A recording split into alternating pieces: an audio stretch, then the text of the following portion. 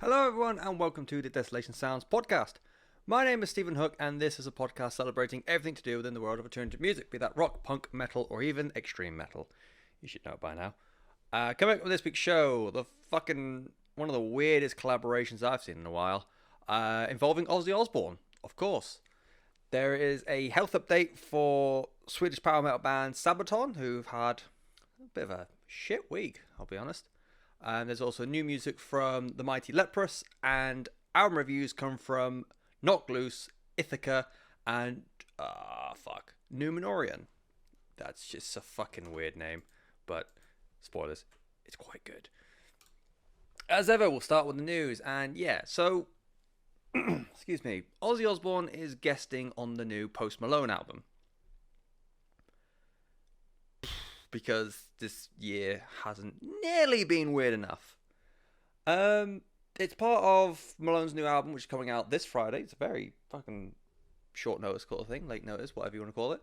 It's called Hollywood Bleeding, and yeah, the song's not out yet. I don't know what it's going to sound like. It's probably going to be weird and mumbly, but you know, for some people, that works for them. My friend Tom at work, fucking loved the last Post Malone album, so who knows, it might be something really great. I doubt it.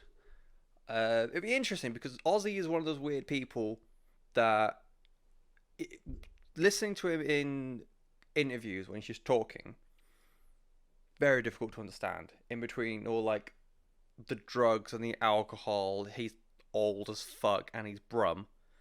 He's really difficult to understand, but as soon as he starts singing, he's more, what's the word? Enunciative? We'll make one up. When he's singing, you can understand him better when he's singing. So, not unless they just have like a spoken word album, which will fit the ethos of mumble rap. But there we go. Ozzy Osbourne, Post Malone on Hollywood Bleeding coming up this Friday. Fucking why not? And yeah, it's kind of tragic, but not all the way tragic news coming from Sabaton. They were in Tunisia, I believe. I think I saw as well. They were near the Nile as well, but I might be lost. They were recording footage for an upcoming music video, and they got involved in quite a serious car accident. They've reported that everyone is alive. There are a few, like, they're battered a bit and a little bit shaken up, but the good news is no loss of life, nothing majorly serious. I don't think I've seen anything like major injuries, but you know, just want to like wish all the band and everyone affected quick recoveries. It's a scary thing to be involved in a car accident on its own, but to be involved in a car accident in a foreign country, even with a crew with them that probably does speak the native tongue, it's still going to be a fucking scary experience. So yeah, hopefully they get back on their feet sooner rather than later. And there's new music. Last week I said about how Leprous have finally announced a new album. It's called Pitfalls, and I'm very, very excited about it. I think either the day or the day after last week's episode went out, they released the lead single for the album. It's called Below. And just a reminder, Pitfalls coming out the 25th of next month. Below is not quite the arty prog metal that I've come to love Leprous for, and what I feel like Leprous are generally known for. Excuse me. I have, like, they sent out a tweet saying that they've intentionally tried to not be prog for Pitfalls, which, you know, that in itself is quite a curious statement because they are very, very prog. They were the backing band for Ishan. I think they still might be the backing band for Ishan, because lead singer Einar of Leprous is the brother-in-law. Well, his brother-in-law is that boy Ishan. So family times, and the fucking Christmas dinners must be amazing in their house. And yeah, so they've come out and said it's very not prog, or they're going to try and not be prog for this album. So Below goes more like the artier avant-garde side of things. And so the first listen caught me very off guard. I was a little bit worried. And if I'm honest, first listen, I wasn't a big fan of it. listening to it more and more, and giving it more chance, and like accepting that it's not going to be Melina Part Two or the Congregation. I've come to really enjoy it. I think the synths make the song, or like save the song a lot. Einar's vocals save the day as ever because he's a great vocalist. He hits a lot of very difficult vocal lines in this. A lot of like the higher pitch, not quite falsetto, but enough to, you're on tippy toes hitting those notes. And I feel kind of sorry for him because the song, I can't remember what the album's called, but they did The Cloak. I'm pretty sure it's not on The Congregation. I think it's on the one before. I might be mistaken. But they did a song called The Cloak a few years ago. And the chorus to that has him hitting those like big high notes. And I thought that was bad enough, but this is a whole new fucking ball game for him. So fair play to him. He's hitting those difficult notes, and he seems like he's doing it with ease. The song is sounding better every time I listen to it, and I'm very, very excited for the new album. Let me remind it is called Pitfalls. It's by Leprous, and it's going to be coming out the 25th of October. Now, on to album reviews, and we're going to start in Canada with, again, I'm probably going to butcher this pronunciation, Numenorean. I'm going to stick with that. It is the second album from Numenorean. It is called Adore. It's the follow-up to 2016's mildly controversial Home. And a lot of places are advertised as post-black metal. This is the closest I've ever gotten to choosing to describe something as atmospheric black metal over post-black metal, which up to recently I've used fairly interchangeably, those two statements. The reason why I'm choosing to call this more atmospheric black metal over post-black, which is just the genre Nazi in me, is most music, in my opinion, that comes under that heading of post-black metal, it feels like they were made with the intention of having those huge ethereal landscapes in mind. Like the core part of the sound is those big, like, I was going to say synthy, but often it's not synth. But like that big dramatic bit in the background, it's always like, it's like one of the key components of the music.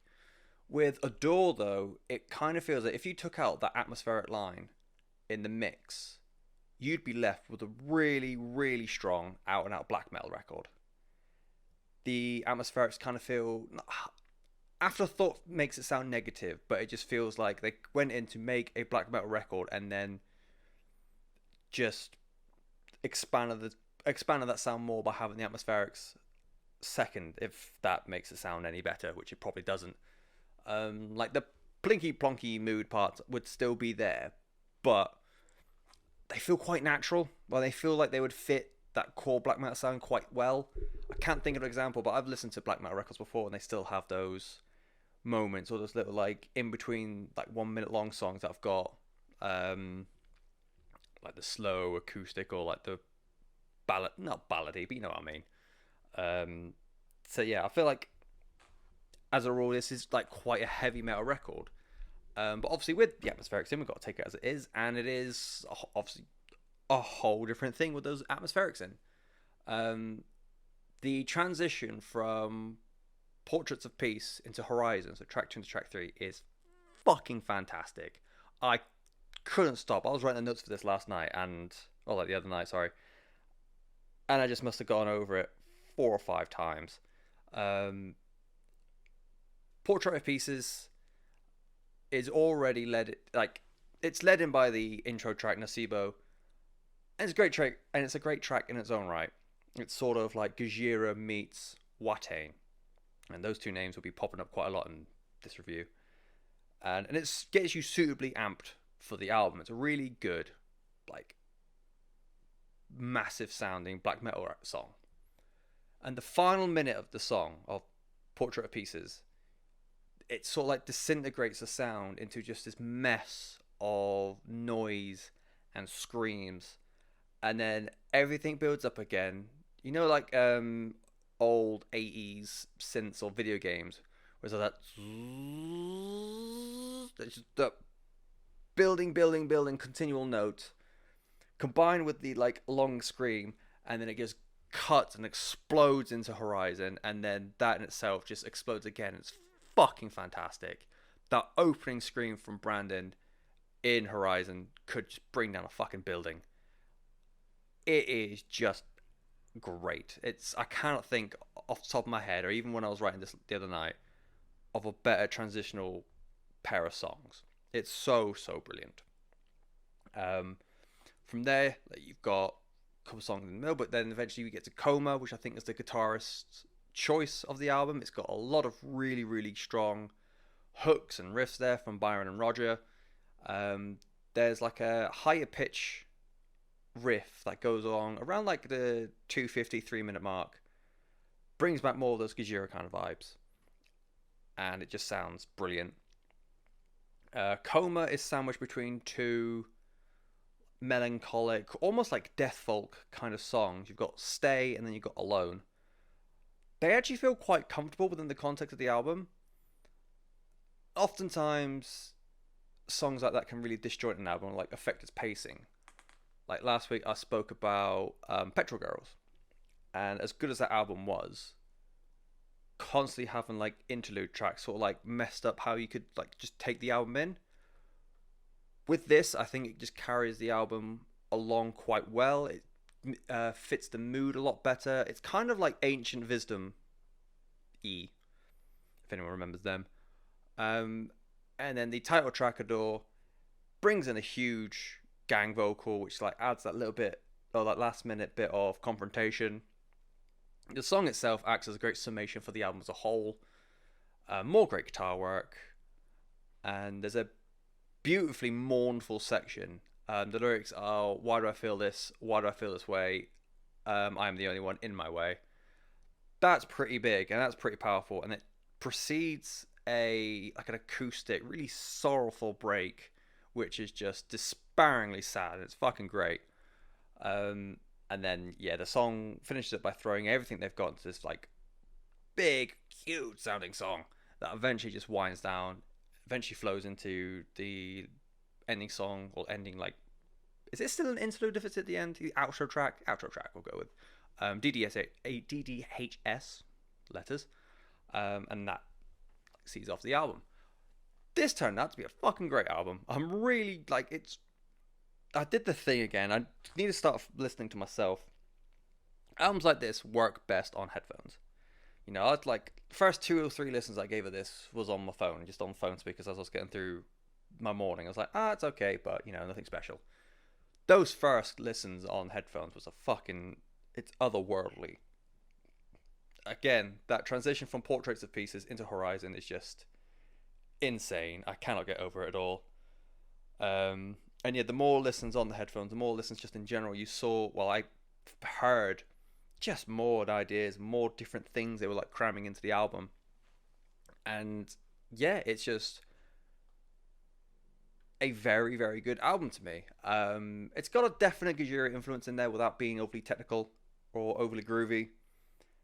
It has that Watain influence as well without going full necro, church burning, black metal, and at the same time it's not so overbloated that's going to fall into that really shit banner of hipster metal, of which if you use hipster metal unironically, you're a dick.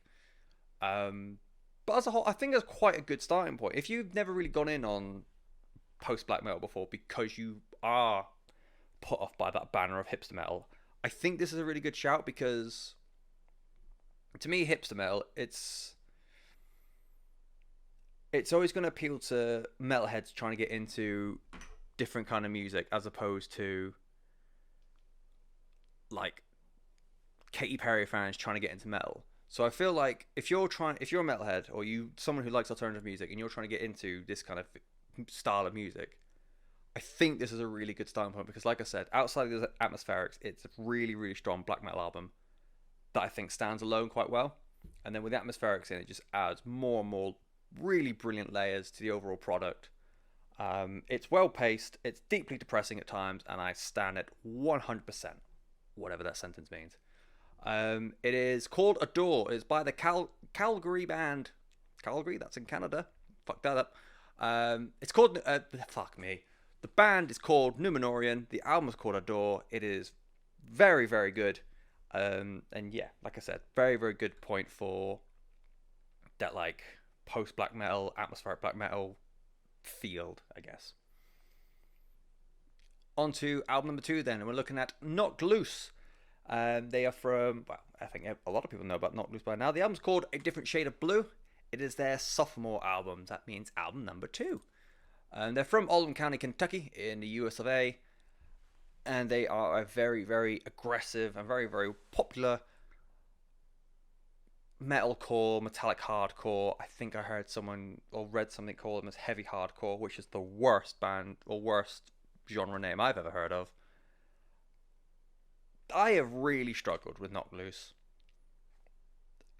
Everyone well, everyone musically that I talk to goes on about how Knocked Loose are like the forefathers of a new era in hardcore.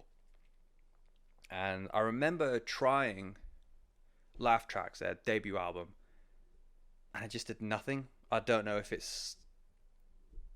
was just a bit heavy for me at the time or what, but nothing appealed to me in that album at all. And the way everyone goes on about Knocked Loose, I thought they were like a legacy band, or they've been doing this for years and years and years and years and years. I was staggered to find out A Different Shade of Blue was only their second album. It really did surprise me. And like I said, people herald them as like the next best thing in hardcore, which to me, I'm already cynical of, because this is a world of Code Orange, Employed to Serve, Converge is still about, Every Time I Die is still about. At the moment, hardcore is doing very, very well, and to have, for any band, regardless if it was Knocked Loose or if it was, like a lot of people said about Code Orange, but the way they do it is slightly different because they do incorporate more industrial. But I feel like if, without hearing much about Employed to Serve, if everyone said, oh yeah, they're the best band in hardcore right now, I'll be like, are they? So based on that, I think I started with quite a negative outlook of Knocked Loose because I'm hipster as fuck and I refuse to like the popular thing. But going into it and like taking it for what it is, the intensity of the bass drum is just insane. I believe it's Will Putney doing the mixing on the production, which makes sense because Will Putney is a god. It's so invasive. It's almost painful at time when you're on headphones, and I fucking love that. I want to be in pain listening to music. I want to feel agony. The triplets of double kick bass into the snare, like as on an early breakdown on Mystics Like Fractures, it just gets me so fucking hard. It's so fucking good. I must admit, I just got giddy for that little part. The riffs are insanely chunky. Imagine a band like Crowbar being played at double speed, or if like Pantera was ever a metalcore band, this is the sort of riffs that Dimebag would be writing. Belleville, the opening track, I think this is quite a nice greatest hits for the album in terms of riffs. It bounces quite well between the slow, like sludgier kind of thing and almost like beat down kind of stuff to the faster, punky shenanigans. It took me a while, but I did eventually get won over by Brian Garris as a vocalist. That guttural scream he has in And Still I Wander South really, really got to me. I thought it was brilliant. All the like really shitty deathcore bands that came out in the mid 2000s dreamt of hitting a vocal note like that, and he does it seemingly with ease.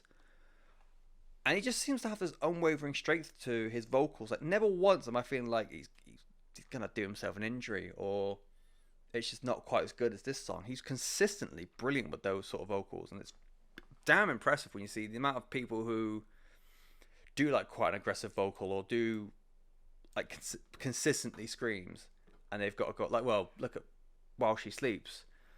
Lawrence had to go out for vocal surgery, and there's many other hardcore. I can't remember what they're called. Polar Bear Club. Matey from there had to go for vocal surgery as well because he just fucked his throat up. So I think it's impressive that he can consistently do that without any wavering, I guess. The other highlights from the album, In the Walls is a really brutal song that has a really cool lo-fi vocal echo into a breakdown, which slams me. I've said before, I really like it when vocals are that lo-fi, almost staticky kind of effect. Forget Your Name is always going to be great because Keith Buckley is on it. It's a blistering song about the fallout of friendship. The line, one of the biggest lines Keith has is fucking great. I tore the cancer out, your image faded, brothers in arms amputated. Oh, that's good shit. And lastly, Denied by Fate is a great little injection of pace, and it's something that I feel like the album lacked. When you are associated with hardcore, even metalcore, you expect a lot more speed and to be a little bit more up tempo. And yeah, I just feel like the album missed a lot of that. It's closer to like the groove metal kind of things instead of like the hardcore kind of thing. And for people that works, obviously Not Close are very, very popular. But for me, I do prefer the like out and out punkier kind of thing. Coming into the album, like I said before, I wanted to dislike it, and listen to it over and over again. I felt like that was such a bad mindset to have, to like go into an album wanting to dislike it. So I always end up doing the other way around. I found myself almost force myself to like it, like to try and catch up and hear what everyone else hears. But overall, I don't know if because I overthought it a bit. It's a good album, but it's just good to me. It's not life changing. It's not the second coming of every great hardcore band out there. It's not putting them all to shame. It's not going to like overthrow anyone's kingdom.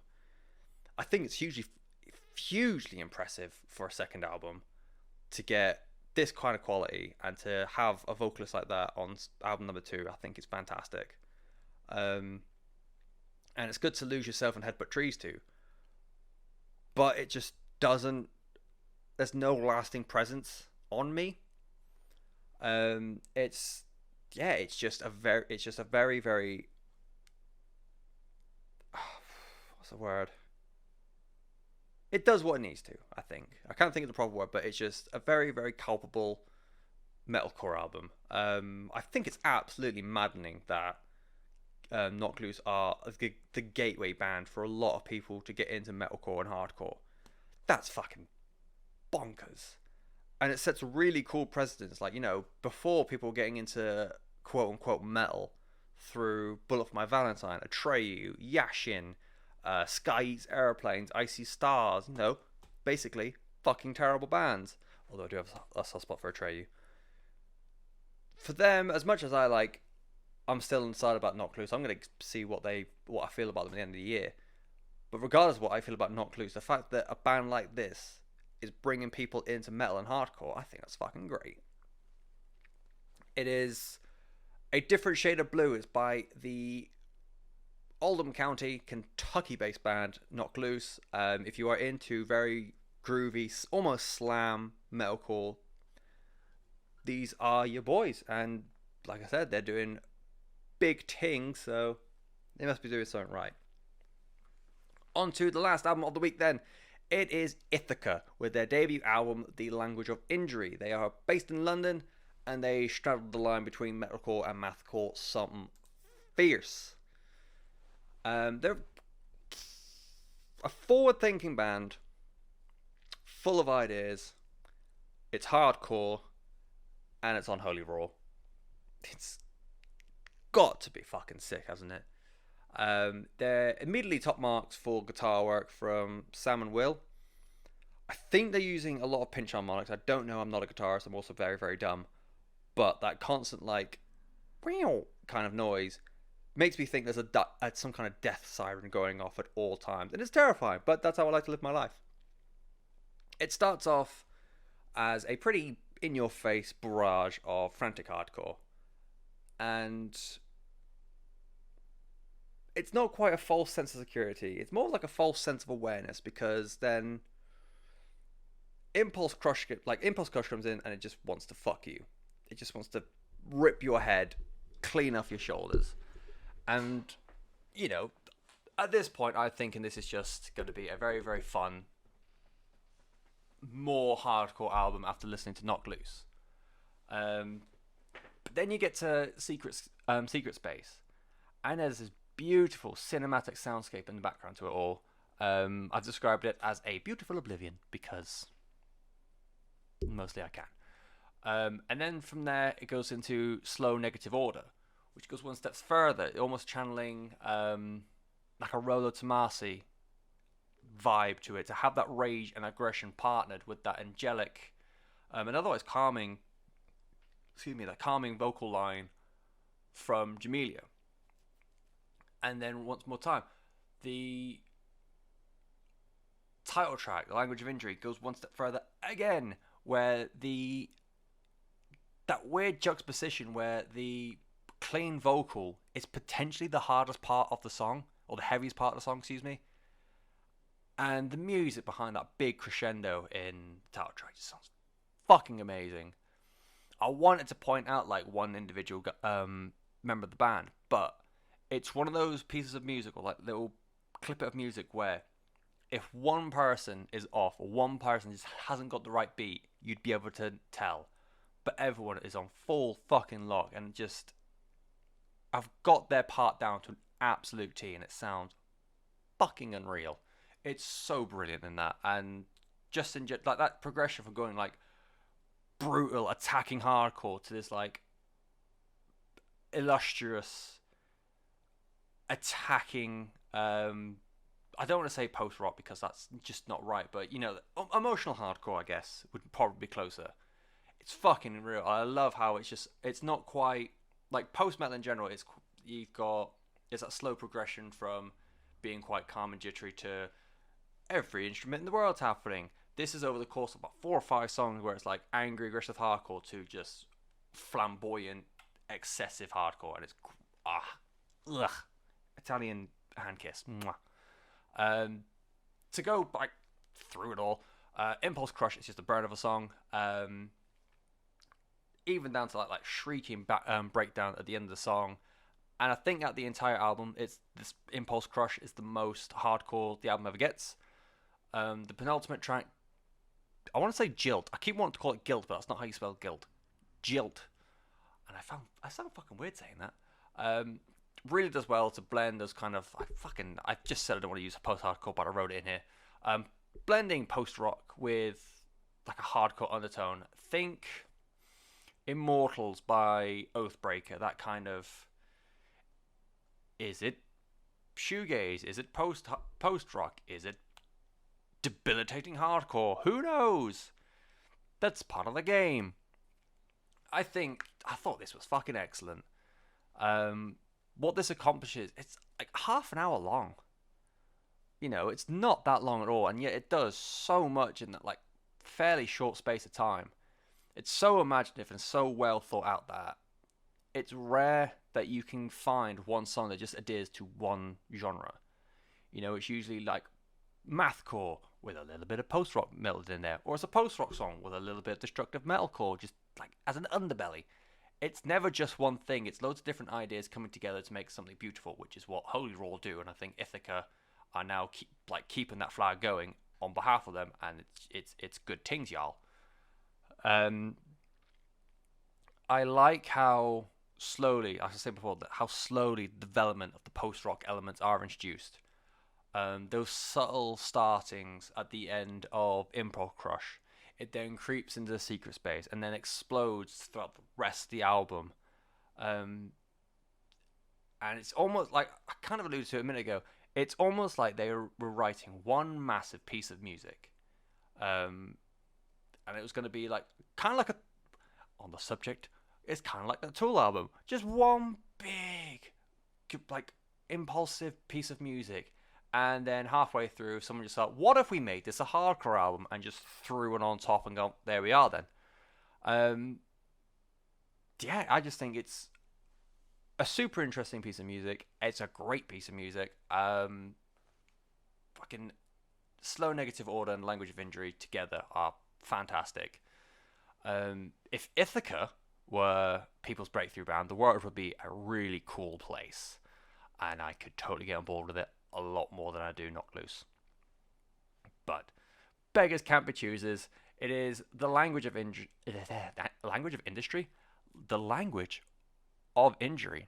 It's by Ithaca. They're beautifully British because they come from London, and therefore you should listen to them for that alone because you need to support the British musical scene. And that, I can't believe I've done this in half an hour. I'm not even rushing either. That is this week's Desolation Sounds podcast. Thank you very, very much for listening. Next week, what have I got? Oh, God, no. Okay.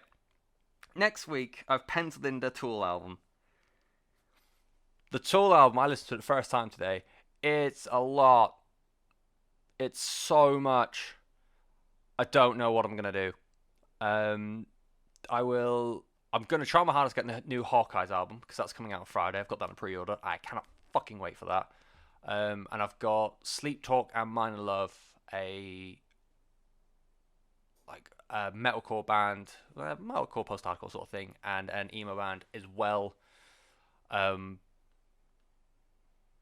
If I can give it enough listens, I'll do Tool next week as well. If not, I might postpone it till the week after. Just because it's also a thing, a lot of people are already saying a lot of things about the Tool album. And I'm even contemplating this anyway, getting rid of like the bigger name albums and sticking to the underground because everyone's going to have their opinions of major albums and they're all going to be pretty much the same because they don't want to go against the grain. But we'll see. Might be Tool album, might not be, but I'm going to try my damnedest to have the Hawkeyes album there and maybe Sleep Talk and Mind Love and maybe some other things. Who knows what's going to happen. But until such time, do give us a holler if you'd like to chat. I like talking about music. That's why I'm here every week. I don't have much else. But until such time, I shall see you next week. Or I won't because I can't see you at all. You know what I mean? Bye.